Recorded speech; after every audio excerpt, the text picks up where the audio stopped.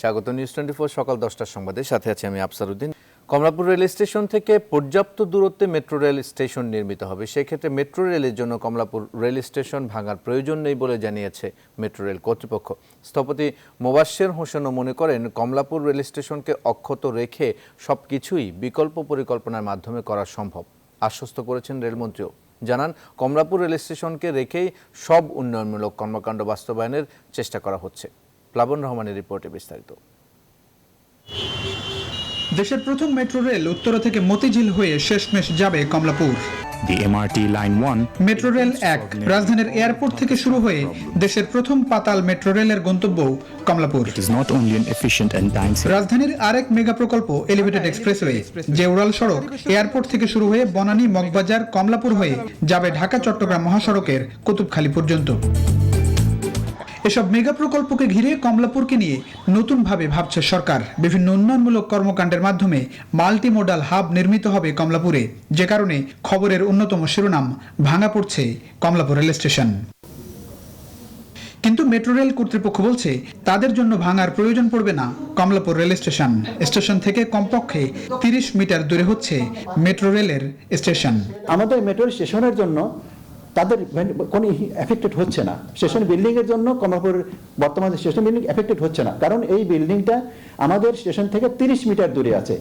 এ বিষয়ে এরই মধ্যে বাংলাদেশ স্থপতি ইনস্টিটিউটের পক্ষ থেকে দেশের খ্যাতনামা স্থপতিগণ সাক্ষাৎ করেছেন রেলমন্ত্রীর সঙ্গে। স্থপতি ইনস্টিটিউটের সভাপতি মোবাশ্বের হোসেন বলছেন, কমলাপুর স্টেশন না ভেঙেই বিকল্প পরিকল্পনা অনুযায়ী অন্য সব বহুতল স্থাপনা নির্মাণ সম্ভব। ডুপ্লিকেট করে ইতিহাস সংরক্ষণ করা সম্ভব না। ওনারা যা যা চাচ্ছেন, জাপানি কোম্পানি এটির কার্যক্রম হাতে নিয়েছেন, তারা যা যা জিনিস করতে চাচ্ছেন, আমরা মনে করি স্থপতি হিসাবে এই সবকিছুই অল্টারনেটিভ প্রস্তাবনার মাধ্যমে করা সম্ভব, এই স্টেশনটিকে সম্পূর্ণ অক্ষত রেখে। রেলমন্ত্রী বলছেন, বিভিন্ন মেগা প্রকল্পের কারণে ভবিষ্যতে কমলাপুরকে উন্নত বিশ্বের আদলে গড়ে তোলা হবে। কমলাপুর স্টেশন ভাঙার সূত্রে এটা ভুল তথ্য আপনারা দিচ্ছেন। আমরা সমস্ত কমলাপুর যে স্টেশন এবং আশেপাশে যা কিছু আমাদের রেলের স্থাপনা আছে সমস্ত কিছুকেই আমরা রিমডেলিং করতেছি। তবে এখানে আমরা চেষ্টা করছি, যেহেতু রেল স্টেশনটা আমাদের ঐতিহ্য বহন করে, সেটিকে আমরা ঠিক রেখে আমাদের এই উন্নয়ন পরিকল্পনাটা আমরা বাস্তবায়ন করতে পারি কিনা সেটির জন্য আমরা চেষ্টা করতে। কমলাপুর রেল স্টেশন এবং শাহজাহানপুর রেলওয়ে আবাসিক এলাকা ঘিরে বাণিজ্যিক পরিকল্পনা নিয়ে এগুচ্ছে রেলপথ মন্ত্রণালয়। তাকে বলা হচ্ছে মাল্টি মোডাল হাব। জাপানের কাজিমা কর্পোরেশনের পরামর্শ অনুযায়ী তা বাস্তবায়নে এগিয়ে চলছে প্রকল্প। প্লাবন রহমান, নিউজ 24, ঢাকা। নতুন করে যুক্ত হওয়া 18টি ওয়ার্ডের বৈষম্য নিয়ে ক্ষুব্ধ ঢাকা উত্তর সিটি কর্পোরেশনের নাগরিকরা। তাদের অভিযোগ, প্রায় 20 মাস কর্পোরেশনে থেকেও এখনও নাগরিক সেবা থেকে বঞ্চিত তারা। অন্যদিকে ঢাকা দক্ষিণ সিটি কর্পোরেশনে যোগ হওয়া 18 ওয়ার্ডের কিছু ওয়ার্ডে উন্নয়নের ছোঁয়া লাগলেও নাগরিক সুবিধায় পিছিয়ে তারা। তবে নতুন সম্প্রসারিত ওয়ার্ডগুলোতে সিটি কর্পোরেশনের সেবা নিশ্চিতে নানা প্রকল্প হাতে নেওয়া হয়েছে বলে জানান ঢাকা উত্তর ও দক্ষিণ সিটি কর্পোরেশনের কর্তা ব্যক্তিরা। তালুকদার বিপ্লবের প্রতিবেদন। 2017 সালে ঢাকার 2 সিটি কর্পোরেশনের সঙ্গে যুক্ত হয় পার্শ্ববর্তী 16টি ইউনিয়ন। এর মধ্যে ঢাকা উত্তরের সঙ্গে 8টি ও দক্ষিণের সঙ্গে 8টি ইউনিয়ন নিয়ে ঢাকা উত্তর ও দক্ষিণ সিটি কর্পোরেশনের মোট ওয়ার্ডের সংখ্যা হয় 129টি। কিন্তু নতুন সম্প্রসারিত ওয়ার্ডগুলো সিটি কর্পোরেশনের আওতাভুক্ত হলেও এখনও নানা নাগরিক সেবা থেকে বঞ্চিত ওয়ার্ডের বাসিন্দারা। ঢাকা উত্তর সিটি কর্পোরেশনের সম্প্রসারিত ওয়ার্ডগুলোর মতোই পাড্ডা, ভাটারা ও সাতারকুল 37, 38 ও 41 নম্বর ওয়ার্ড বিভিন্ন শ্রেণী ও পেশার এই জনপদে কাঙ্ক্ষিত উন্নয়নের ছোঁয়া লাগেনি গেল প্রায় 2 বছরেও। জনসেবার মধ্যে তো আমরা এখনো মনে হয় পড়ি নাই তেমন একটা, ছোটখাটো বিচার টিচার যেগুলি পড়ে সেগুলি করে। এমনিতে যেটা একটা নাগরিক যতটুকু সুবিধা পাওয়ার, এটা এখনো কার্যক্রম আসলে শুরু হয়নি। তবে উত্তরের মেয়র বলছেন এসব ওয়ার্ড হবে আধুনিক এবং পরিকল্পিত। বাস্তবায়নের অপেক্ষায় 4025 কোটি 62 লাখ টাকার উন্নয়ন প্রকল্প। গুলশানে ঠিক যেই ধরনের রাস্তা হবে, ফুটপাথ হবে, লাইট হচ্ছে, ঠিক আজকে নতুন যে 18টি ওয়ার্ডে ঠিক এইভাবেই কিন্তু হবে। তো এই ওয়ার্ডকে কোনোভাবেই আমরা পিছিয়ে দেখছি না এবং আমাদের নতুন গন্তব্যস্থলে হবে কিন্তু এই ইস্টার্ন পার্ট অফ ঢাকার ওয়ার্ডগুলো। অন্যদিকে দক্ষিণ সিটি কর্পোরেশনের নতুন 18 ওয়ার্ডের যোগাযোগ ব্যবস্থায় কিছুটা উন্নয়ন হয়েছে, কিন্তু মশক নিধন, রাস্তাঘাটের পরিচ্ছন্নতা আর জনপ্রতিনিধিদের জনবিচ্ছিন্ন থাকার অভিযোগ রয়েছে এসব ওয়ার্ডগুলোতে। রাস্তাঘাট রিক্সা চলতে পারতো না, এখন খুব উন্নত হয়েছে। রাস্তাঘাট গেলে হয়েছে, আর কিছু সেবা আমরা পাইনি। ওষুধের কার্যকারিতা কিছুটা কম, তো সেই বিষয়টা আমরা মাননীয় মেয়র মহোদয়ের দৃষ্টিগোচর আমরা করছি। তবে 18 ওয়ার্ডের নাগরিক সেবা নিশ্চিতে বৃহৎ পরিকল্পনা হাতে নেওয়া হয়েছে বলে জানায় ঢাকা দক্ষিণ সিটি কর্পোরেশন। প্রতিটা ওয়ার্ডে একটা করে সামাজিক অনুষ্ঠান কেন্দ্র করা হবে, যেখানে থাকবে ওয়ার্ড কাউন্সিলরের কার্যালয় থাকবে, সামাজিক অনুষ্ঠান কেন্দ্র থাকবে, যেন কেউ অল্প খরচে কিছু অনুষ্ঠান সেখানে তারা কিন্তু করতে পারে, ব্যায়ামাগার থাকবে, এবং একটা স্বাস্থ্য কেন্দ্র থাকবে, একটা লাইব্রেরি থাকবে। একই সাথে ওই এলাকায় খেলাধুলার মাননের জন্য মাঠের ব্যবস্থা করা হচ্ছে। ঢাকার 2 সিটি কর্পোরেশনের 36টি ওয়ার্ডে বাস করে লাখ লাখ পরিবার। প্রত্যাশা পূরণের পরিকল্পনাগুলো দ্রুত বাস্তবায়ন হবে এমন আশা সবার। তালুকদার বিপ্লব, নিউজ 24, ঢাকা। সিটি নির্বাচনে ভোট কারচুপির প্রতিবাদে চট্টগ্রামে বিএনপির নগর সমাবেশ আগামীকাল। এতে যোগ দেওয়ার কথা রয়েছে ঢাকা, রাজশাহী সহ 6 সিটি নির্বাচনে পরাজিত বিএনপির প্রার্থীদের। নগর বিএনপির সভাপতি বলছেন, দলীয় কার্যালয় নাসিমন ভবনের সামনে সমাবেশ করার জন্য পুলিশের মৌখিক অনুমতি পেয়েছেন তারা। তবে সমাবেশের নামে যেন নৈরাজ্য সৃষ্টি না হয় সেজন্য মাঠে থাকার ঘোষণা দিয়েছে আওয়ামী লীগ।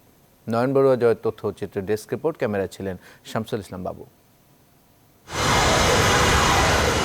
টানা 1 বছর পর বিভাগীয় ও বড় শহরগুলোতে কর্মসূচি ঘোষণা করেছে বিএনপি। স্থানীয় সরকার নির্বাচনে একের পর এক পরাজয়ে হতাশ নেতাকর্মীরা।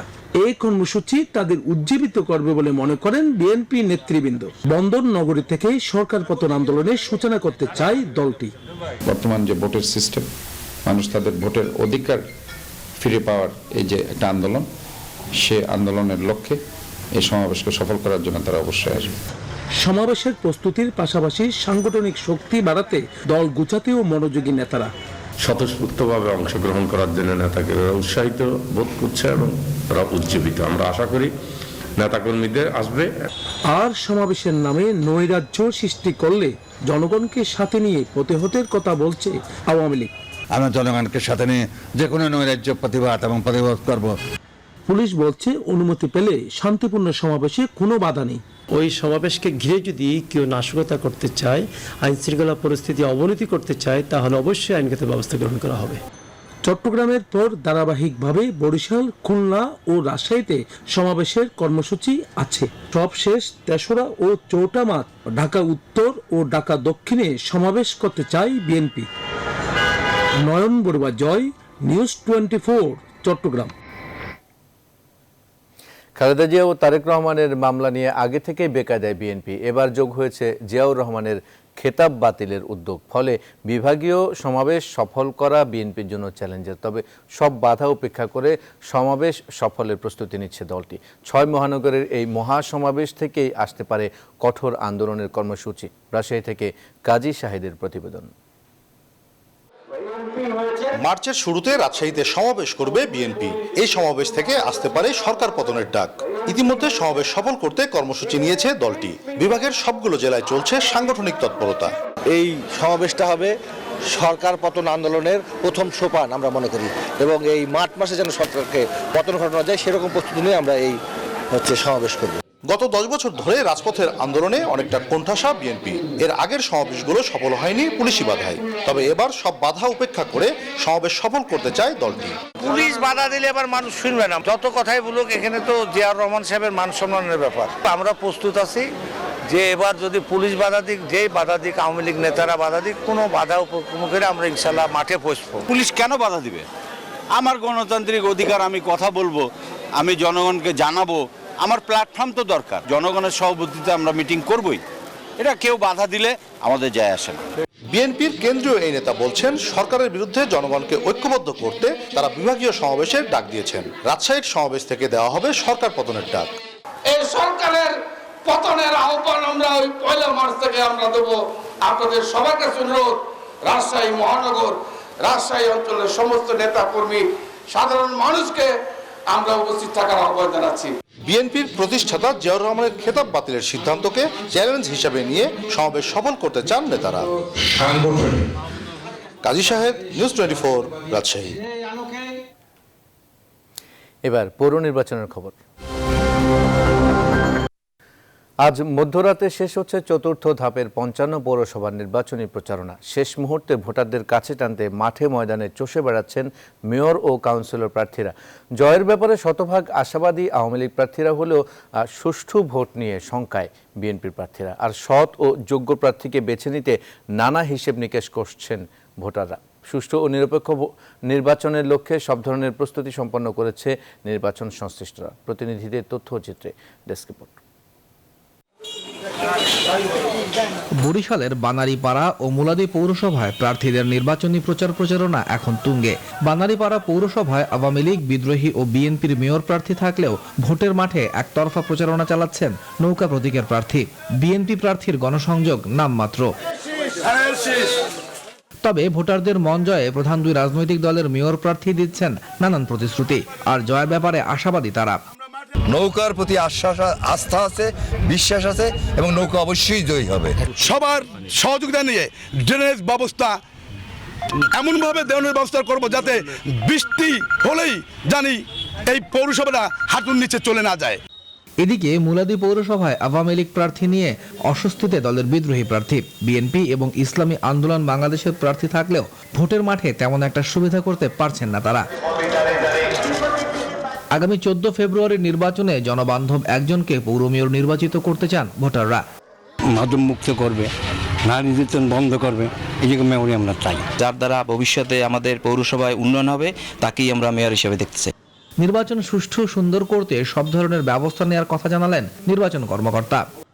বানারীপাড়া পৌরসভায় কাগজের ব্যালটে এবং মুলাদী পৌরসভায় ইভিএম এ ভোট হবে। আমাদের সকল প্রস্তুতি আমরা যথাযথভাবে গ্রহণ করেছি। যশোরের চৌগাছা ও বাঘারপাড়ার পৌরসভায় চলছে শেষ মুহূর্তের নির্বাচনী প্রচারণা। এই দুই পৌরসভায় বিএনপি মেয়র প্রার্থীদের অভিযোগ নির্বাচনী প্রচারণায় বাধা দিচ্ছেন আওয়ামী লীগের মেয়র প্রার্থীরা।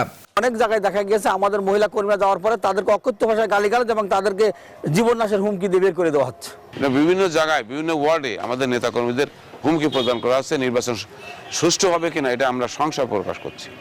আর অভিযোগ অস্বীকার করে জয়ের ব্যাপারে শতভাগ আশা প্রকাশ করেছেন আওয়ামী লীগের মেয়র প্রার্থীরা।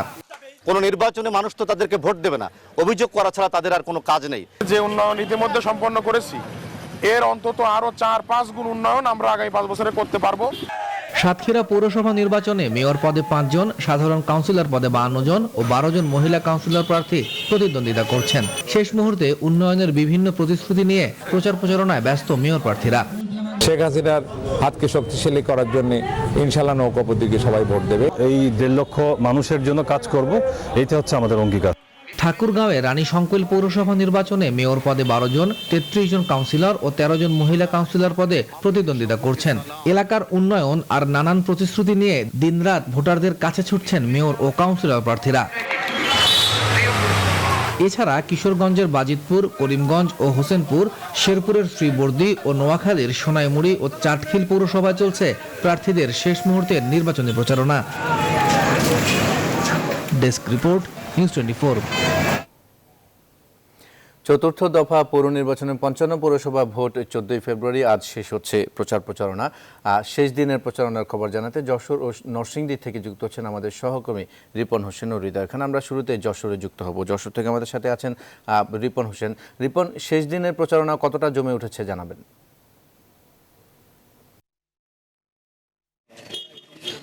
ধন্যবাদ আপনাকে। নির্বাচনের পরিবেশ আমরা দেখছি যে ভালোই রয়েছে এবং প্রচারণাও চালাচ্ছেন প্রার্থীরা। তো আমার সাথে একজন প্রার্থী রয়েছে, তার সাথে একটু কথা বলবো। আপনার কাছে একটু জানতে চাই, নির্বাচন তো ঘনিয়ে আসছে, পরিবেশটা কেমন এবং প্রচারণা কতটুকু চালাচ্ছেন? আলহামদুলিল্লাহ, আসলে সর্বপ্রথম মহান রব্বুল আলমিনের দরবারে আমি শুকরিয়া আদায় করি। এই কারণেই শুকরিয়া আদায় করি, আসলে আমাদের এই নির্বাচনের মূল লক্ষ্যবস্তু হচ্ছে আল্লাহ পাকের জমিনে আল্লাহর দিন প্রতিষ্ঠিত কথা। তারই আলোকে আমিরুল মুজাহিদিন সরনা পিসা হুজুর, ইসলামী আন্দোলনের আমির, যিনি আমাদেরকে তৃণমূল পর্যায়ে আমাদের নির্বাচনে অংশগ্রহণ করার জন্য নির্দেশনা দিয়েছেন, তারই আলোকে আজকেরা 2021 আসন্ন বাগারপাড়া পৌরসভার নির্বাচনে আমরা অংশগ্রহণ করেছি। আসলে সত্যিকারী কথা বলতে হয়, সেটা এই নির্বাচনে অত্যন্ত সুশৃঙ্খলভাবে গতকালকে আমাদের সম্মানিত উপজেলা অ্যাটর্নি সাহেব অত্যন্ত প্রশংসা করেছেন, যা বিধি আচরণ সম্বন্ধে আমাদেরকে অত্যন্ত প্রশংসা করেছেন। আমরা গণতান্ত্রিক যে কানুন আছে সে কানুনের প্রতি শ্রদ্ধা রেখে আমাদের প্রচারণা ইনশাআল্লাহ আজ পর্যন্ত চালিয়ে যাচ্ছে, ইসলামী আন্দোলন পরিচালনা করে যাচ্ছে। ধন্যবাদ আপনাকে। আপনি শুনছিলেন যে তারা তাদের প্রচারণা চালিয়ে যাচ্ছেন। তো সব মিলে এই ছিল বাগারপাড়ার এই পৌরসভা নির্বাচন থেকে আমার কাছে সর্বশেষ পিস স্টুডিওতে আপনার কাছে। রিপন, আপনাকে ধন্যবাদ। আমরা এবার নরসিংদীতে যুক্ত হব। নরসিংদী থেকে যুক্ত আছেন আমাদের সহকর্মী হৃদয় খান। হৃদয়, নরসিংদীতে কয়টি পৌরসভায় এই দফায় ভোট হচ্ছে, আর ভোট নিয়ে মানুষের মধ্যে আগ্রহ কতটা দেখছেন? ধন্যবাদ আপনাকে। আপনি যেমনটি জানেন যে আগামী 14 ফেব্রুয়ারি নরসিংদী এবং মাধবদী এই দুইটি পৌরসভায় কিন্তু চতুর্থ ধাপে পৌরসভা নির্বাচন অনুষ্ঠিত হতে যাচ্ছে। আমি এখন রয়েছি মাধবদী পৌরসভায়। এখানে কিন্তু মেয়র পদে 4 জন প্রার্থী প্রতিদ্বন্দ্বিতা করছেন। এই মুহূর্তে আমার সাথে রয়েছেন আওয়ামী লীগের নৌকা প্রতীকের প্রার্থী মোশাররফ হোসেন প্রধান মানিক। তো আমরা একটু আপনার সাথে কথা বলতে চাই, একটু যদি বলতেন সর্বশেষ নির্বাচনী অবস্থা কেমন দেখছেন? আলহামদুলিল্লাহ, মহান রব্বুল আলামিনের শুকরিয়া আদায় করি। আপনারা জানেন যে 13 জানুয়ারি মাননীয় প্রধানমন্ত্রী জননেত্রী শেখ হাসিনা আমাকে নৌকা প্রতীক দিয়ে ভারতবর্ষ দিতে আপনার মতো আমার আস্থা এবং বিশ্বাস রেখেছে, এবং আমি সেই আস্থা এবং বিশ্বাসের যে প্রতিফলন বিগত 5টি বর্ষ মাননীয় প্রধানমন্ত্রী জননেত্রী শেখ হাসিনার যে উন্নয়ন, সেই উন্নয়নকে নিয়ে আমি ভারতবর্ষে কাজ করেছি। বিগত 50 বছর মধ্যে যে কাজ হয়নি, এই 5 বছর আমি কাজ করেছি। সেই উন্নয়ন অগ্রগতি এবং মাদক এবং চাঁদাবাজির বিরুদ্ধে আমার যে ভূমিকা ছিল, আজকে মাধবদীর জনগণ স্বতঃস্ফূর্তভাবে দলমত নির্বিশেষে নৌকা মার্কা প্রতীকে ভোট দেওয়ার জন্য তারা বসে আছে, এবং আমি মনে করি আগামী 14 ফেব্রুয়ারি যে নির্বাচন, সেই নির্বাচনে উন্নয়ন অগ্রগতি সমৃদ্ধি মার্কা তারা ভোট দেবে বলে বিশ্বাস করি। ধন্যবাদ আপনাকে। তো যেমনটি শুনছিলেন, আসলে শেষ সময় কিন্তু জমজমাট হয়ে গিয়েছে নির্বাচনী প্রচারণা। তো এই ছিল আমার কাছে নরসিংদীর মাধবদী পৌরসভা থেকে সর্বশেষ। এই মুহূর্তে ফিরে যাচ্ছি স্টুডিওতে। হৃদয়, আপনাকে ধন্যবাদ আমাদের সাথে যুক্ত হওয়ার জন্য। পৌরসভার নির্বাচনের খবর জানাচ্ছিলেন আমাদের সহকর্মীরা, যুক্ত হয়েছিলেন সেজন্য। সংবাদ এই পর্যায়ে নিচ্ছে একটি বিরতি, সঙ্গে থাকুন। বিরতির পর আবারও স্বাগত সংবাদে। এবার ফেব্রুয়ারি মাস নিয়ে আমাদের বিশেষ আয়োজন আমার 21 আমার ভাষা। বাংলাদেশের কবিতা মূলধারা গণ আন্দোলন, প্রতিবাদ, মিছিলের উষ্ণ সাহচর্যে বেড়ে উঠেছে, তাই এদেশের কবিতার রয়েছে বিশেষ বৈশিষ্ট্য। এমনটাই মনে করছেন 21 পদকপ্রাপ্ত কবি মহাদেব সাহা। নিউজ 24-কে দেয়া সাক্ষাৎকারে তিনি বলেন, আবেগপ্রবণ ও কবিতাপ্রিয় বাঙালি জাতি তার আত্মপরিচয় জানতে পেরেছে ভাষা আন্দোলনের মধ্য দিয়ে। আরও জানাচ্ছেন অন্তরা বিশ্বাস। 21 মানে যে কবির কাছে স্বপ্ন ফিরে আসা, তারুণ্য ফিরে আসা, অন্যায়ের প্রতিবাদ, দুর্জয় শপথ ফিরে আসা, সেই কবি মহাদেব সাহা মনে করেন 21-এর জাগরণ না ঘটলে বাংলাদেশের সাহিত্যে এত তাড়াতাড়ি সমৃদ্ধি ঘটত না। তার মতে আন্দোলন, মিছিল, প্রতিবাদ দিয়েছে বাংলার কবিতায় এক নতুন রং, জীবনের গন্ধ। আমাদের এই কবিতার যে মূলধারা, সেটা গণ আন্দোলন, প্রতিবাদ, মিছিলের উষ্ণ সাহচর্যে বেড়ে উঠেছে, সমৃদ্ধ হয়েছে। বাংলাদেশের বাংলা কবিতার, এই অঞ্চলের কবিতার যে আলাদা একটা বৈশিষ্ট্য তৈরি হয়েছে, তারও কারণ এদেশের এই মানুষের আন্দোলন, মানুষের প্রতিবাদ, মানুষের সংগ্রাম।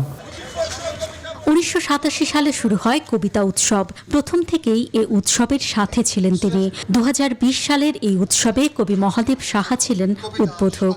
সেই যে কবিতার যে উৎসব, সেটা প্রকৃত শুধু উৎসব নয়, কবিতার সংগ্রাম ছিল। স্বৈরাচারী শাসন ব্যবস্থার বিরুদ্ধে বাংলাদেশের মূলধারার প্রতিবাদী কবিরা একত্রিত হয়ে এই সংগঠন গড়ে তুলেছিলেন, এবং স্বৈরাচারের বিরুদ্ধে তারা সোচ্চার প্রতিবাদ জানিয়েছিলেন। গতবারের অমর 21 গ্রন্থমেলায় আসে তার 8টি বই। কলকাতার বইমেলায়ও 2টি। বঙ্গবন্ধুকে ঘিরে রচিত কবিতা ও লেখা নিয়ে বইমেলায় রয়েছে তার বই। 10-12 বছর বয়সেই কবি বঙ্গবন্ধুকে নিয়ে লিখেছিলেন কবিতা। কবির কণ্ঠেই তা শুনেছিলেন বঙ্গবন্ধু। বলেছিলেন মহাদেব সাহা হবেন নাম করা কবি। তুমি আসিয়াছ ফুলজোর তীরে আমাদের এই গ্রামে, পাতার তোরণ গড়েছি আমরা মুজিব তোমার নামে। তিনি দিব্যচক্ষে হয়তো দেখতেই পেরেছিলেন যে একদিন তাকে নিয়ে আমাকে অনেক কবিতা লিখতে হবে। তরুণ প্রজন্ম দেশপ্রেমে জাগ্রত হয়ে লিখবে কবিতা, রচনা করবে সাহিত্য, এমন প্রত্যাশার কথাও জানান কবি মহাদেব সাহা। আরো রঞ্জনময় করে তুলবেন। অন্তরা বিশ্বাস, নিউজ 24, ঢাকা। সংবাদের আবারও বিরতি, সঙ্গে থাকুন। আবারও স্বাগত সংবাদে। আন্তর্জাতিক প্রসঙ্গ।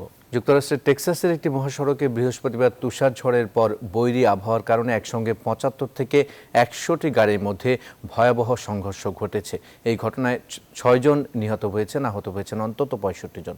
স্থানীয় পুলিশ জানায় টেক্সাসের ফোর্ট ওর্থ এলাকায় ইন্টারস্টেট 35 নামের ওই মহাসড়কে এই দুর্ঘটনাটি ঘটে। প্রথমে 2-1টি গাড়ি উল্টে যাবার পর পেছন থেকে একের পর এক গাড়ি দুমড়ে মুচড়ে পড়তে থাকে। রাস্তার পাশে বহু গাড়িকে উল্টে থাকতে দেখা যায়। দুর্ঘটনার খবর পেয়ে ঘটনাস্থলে পৌঁছে যায় উদ্ধারকারী দল ও আইনশৃঙ্খলা বাহিনীর সদস্যরা। নিচে আবারও বিরতি, সঙ্গে থাকুন। আরেকবার স্বাগত সংবাদে। খেলার খবর। ঢাকা টেস্টে বাংলাদেশের বিপক্ষে দ্বিতীয় দিনে প্রথম ইনিংসে ব্যাট করছে ওয়েস্ট ইন্ডিজ। শেষ খবরে তাদের স্কোর দাঁড়িয়েছে 6 উইকেটে 298 রান।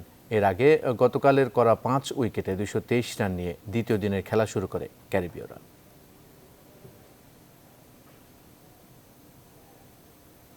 এই ছিল সংবাদে এখনকার আয়োজন। সাথে থাকায় ধন্যবাদ সবাইকে।